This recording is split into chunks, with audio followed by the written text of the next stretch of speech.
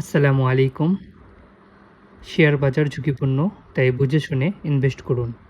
তো আজকে আমি আপনাদের সাথে শেয়ার করব আমার কিছু পছন্দের ৩টি শেয়ার, যে শেয়ারগুলো লং টার্ম ইনভেস্টিংয়ের জন্য। তার মধ্যে সর্বপ্রথম যেটি আমার লিস্টে আছে সেটা হইতেছে রবি। রবি খুবই ভালো একটা ফান্ডামেন্টাল শেয়ার এবং তারা প্রত্যেক বছর ডিভিডেন্ড দিয়ে থাকে।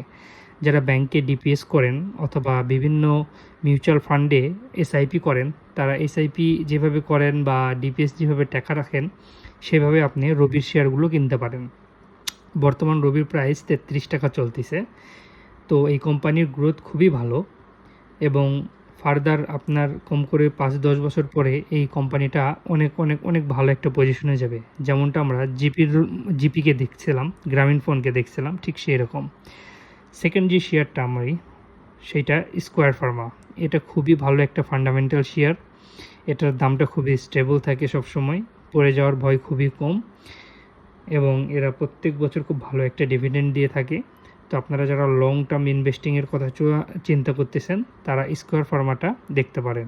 এবং স্কোয়ার ফার্মার মার্কেট ক্যাপ কিন্তু অনেক বিশাল, প্রায় ১৯,০০০ কোটি টাকার মতো এর মার্কেট ক্যাপ। এবং এটা ডে বাই ডে গ্রো করতেছে এবং গ্লোবালি যেভাবে মেডিসিনের চাহিদা বাড়তেছে, তো স্কোয়ার ফার্মা এর মধ্যে একদম প্রধানত বলা চলে। এবং স্কোয়ার ফার্মার বিভিন্ন বাইরের দেশের ইন্দোনেশিয়া এরকম কিছু কিছু দেশে তারা মেডিসিন সাপ্লাইং এবং ওনারা ওখানে হসপিটাল দিতে চাইতেছে, এরকম একটা নিউজ আছে আর কি।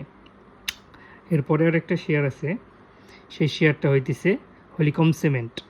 এই শেয়ারটাও ফান্ডামেন্টাল খুবই ভালো এবং ডে বাই ডে খুবই ভালো করতেছে এবং আশা করা যায় বিগত ৪-৫ বছরে এই শেয়ারের প্রাইস ২ গুণ ৩ গুণ হয়ে যাওয়ার সম্ভাবনা আছে। তো এই ৩টি শেয়ারে আপনারা যারা লং টার্ম ইনভেস্ট করতে চাচ্ছেন তারা করতে পারেন। প্রত্যেক মাসে কিছু কিছু শেয়ার কিনে, যখনই টাকা হবে কিছু শেয়ার কিনে রাখিয়ে দিলেন।